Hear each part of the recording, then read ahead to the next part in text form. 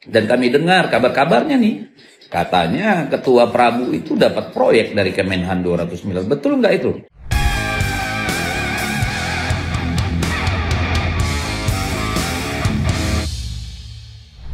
Selamat malam semuanya. Hari ini beredar viral video Mas Deddy Sitorus yang menceritakan terkait Ketua Relawan Prabu yang katanya menurut isunya itu mendapatkan anggaran dari Kementerian Pertahanan sebesar 200 miliar rupiah. Makanya kemudian muncullah relawan Prabu atau relawan Prabowo Budiman Bersatu. Karena ketuanya itu sudah mendapatkan anggaran proyek sebesar 200 miliar rupiah dari Kemenhan. Dan gara-gara video ini viral di mana-mana juga sampai ke saya gitu ya, dan saya ditanya oleh banyak orang gitu di inbox, Instagram, Facebook, WA, terutama di banyak grup WhatsApp, di mention tuh, gimana Mas Alih, bener nggak ini? Sebenarnya saya sudah malas untuk bikin video terkait relawan-relawan ini gitu ya, tapi karena ini kalau nggak dijawab masih banyak orang yang mention, jadinya saya jawab deh supaya nggak satu-satu, karena kalau jawab di grup itu capek juga gitu ya. Jadi saya jawab lewat video saja. Jadi kalau saya ditanya soal benar salahnya gitu ya, saya akan tanya balik gitu. Emangnya cuma 200? Yang mana tahu lebih gitu ya. Yang mana tahu Mas Deddy Sitorus cuma taunya 200, mana tahu di belakang masih banyak gitu. Ya, karena kalau kita mau cari tahu benar salahnya ya tinggal dicek saja gitu ya. Nomor rekeningnya ada, orangnya masih hidup, kita bisa lacak dan tracking bagaimana aktivitas dan kegiatan keuangannya selama beberapa bulan terakhir. Itu gampang saja lah gitu ya. Dan saya pikir semua, nggak cuma instansi resmi yang bisa melacak itu, tapi juga orang-orang terdekat juga bisa melihat sebenarnya gitu. Dan bagi saya sebenarnya bukan soal 200M-nya atau berapapun yang didapatkan oleh Ketua Relawan Prabu atau orang-orangnya Mas Budiman gitu. Bukan soal itunya bagi saya. Ya kalau mereka dapat proyek sampai ratusan miliar, ya saya sebagai orang yang pernah dengan mereka ya senang-senang aja gitu, bagus lah. Lihat mereka dapat anggaran besar, bagus gitu ya, bisa dimanfaatkan ya, karena kebayang kalau 200M kita ambil untung 10% aja 20 sudah gitu kan. Kalau ambil 20% 40 gampang gitu, hitungannya gampang. Jadi ya saya senang aja ngelihat orang bahagia, dapat duit banyak, ikut seneng lah gitu ya. Jadi ya bagi saya kalau misalkan isu itu benar gitu ya, atau bahkan lebih dari itu ya silahkan aja, silahkan menikmati itu.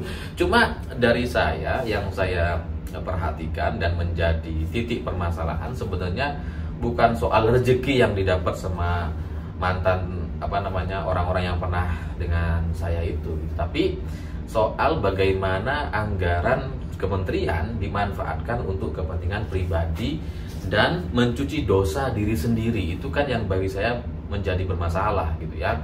Karena ya meskipun secara nominal itu nggak seberapa, ya 200M itu bagi saya bisa langsung pensiun. 40M, 20M itu ya langsung bisa pensiun lah gitu ya, bisa ongkang-ongkang kaki lah gitu. Tapi sebenarnya kalau kita ngelihat bandingkan dengan total anggaran Kemenhan, itu kan nggak seberapa gitu. Anggaran Kemenhan tahun 2022 lalu itu sebesar 134 triliun rupiah. Jadi kalau untuk mencuci dosa Prabowo terkait kasus 98 penculikan dan penghilangan orang hanya mengeluarkan anggaran proyek 200 miliar, itu kan paling cuma 1,5%. 1,5% aja loh. Karena anggarannya 134 triliun. Jadi ya 1,5% lah maksimal gitu ya, untuk mencuci dosa seorang Prabowo di tahun 98. Murah banget. Murah banget itu. Itu cuci dosa kok kayak cuci mobil. Murah gitu. Ya makanya kalau saya ditanya 200M untuk melakukan agenda-agenda mencuci dosa Prabowo di tahun 98, bagi saya itu kemurahan gitu. Kalau saya punya sejarah seperti itu gitu ya, yang bisa mencuci gitu ya, ya saya akan minta minimal 1 triliun gitu. Masa cuma 200 M gitu ya, kurang lah. Mending suruh cuci mobil aja kalau cuma segitu gitu ya. Ya, tapi dari sini yang paling bermasalah sebenarnya bukan soal uangnya. Yang paling bermasalah adalah soal bagaimana Prabowo itu memanfaatkan kekuasaannya untuk kepentingan pribadi dan tujuan-tujuan politik tertentu gitu. Karena ya kalau dia melakukan ini kan artinya dia memanfaatkan uang APBN itu untuk mencuci dosa dia menggunakan uang APBN ya. Untuk kepentingan kampanye, politik, pemenangan dan sebagainya dia menggunakan uang APBN gitu. Bilang aja dikasih proyek, nanti fee-nya itu buat kamu, nanti kerjamu ya ada tambahan, nggak cuma ngerjain proyek tapi juga jadi relawan.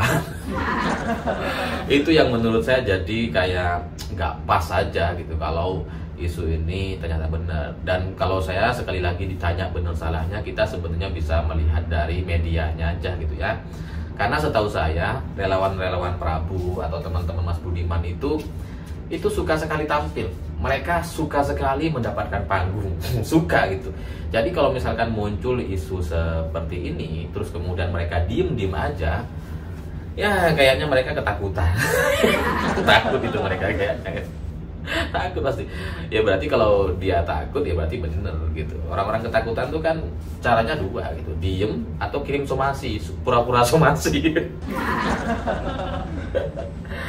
Dan selain itu saya juga baru ingat gitu ya, bahwa ketua relawan Prabowo Budiman itu ternyata adalah orang yang kayaknya itu anti sekali dengan Pak Jokowi. Karena saya jadi ingat dulu ketika ada kasus penghinaan Firaun yang disampaikan oleh Cak Nun gitu ya. Itu si ketua relawan Prabowo Budiman ini sangat-sangat membela Cak Nun gitu.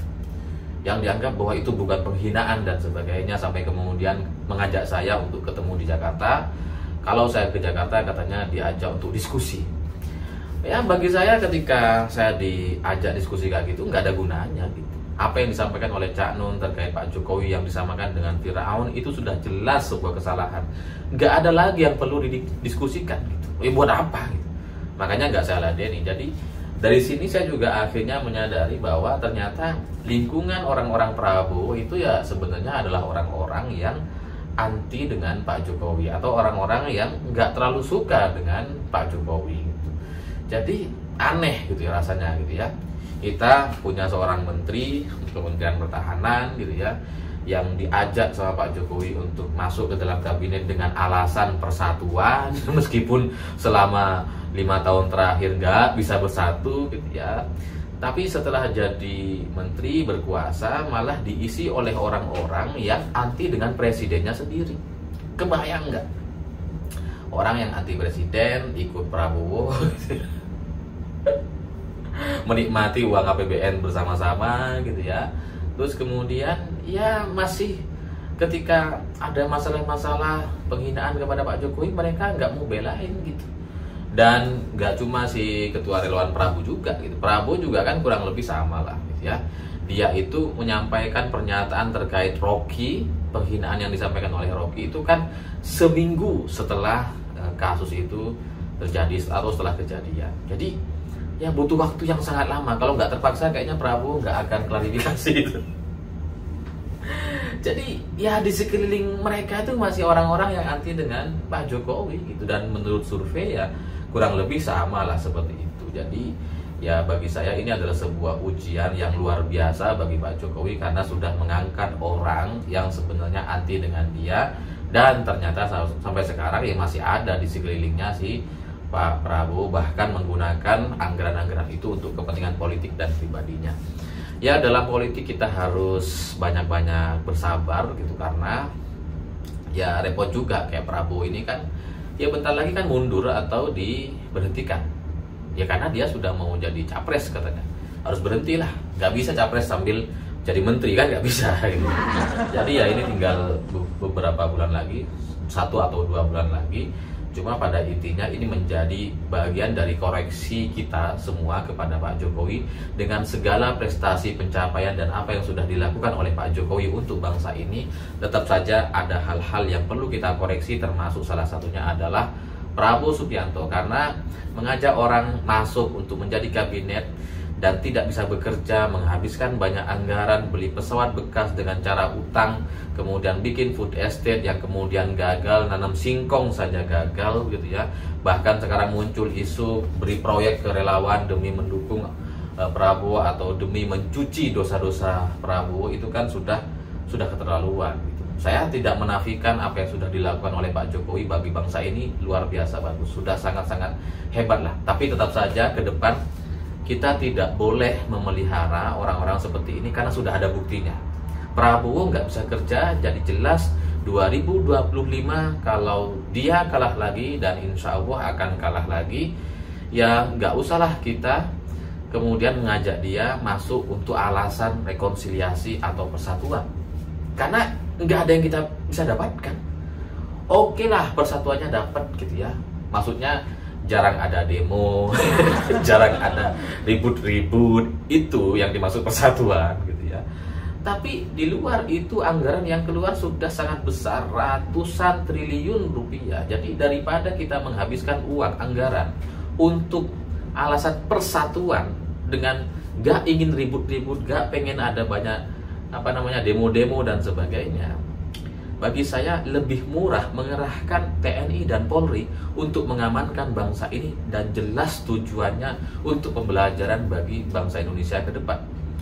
Ya daripada kita kasih anggaran gitu ya ke seorang menteri yang nggak bisa kerja, habis ratusan triliun, itu pun untuk kepentingan sebagainya, untuk kepentingan pribadi dan golongannya, untuk mencuci dosa dia gitu ya. Ya kenapa kita nggak pilih jalur nggak bersatu aja? Maksudnya biarin orang mau demo dikerahkan silahkan, kita adu kekuatan di sana, daripada anggaran kita habiskan untuk biaya kayak gini. Ya mending kita bayar Polri dan TNI aja untuk melindungi negeri ini dari aksi-aksi demonstrasi. Ya biarin aja sekalian gitu ya. Ya karena percuma bersatu tapi uangnya habis lah, nggak ngapain.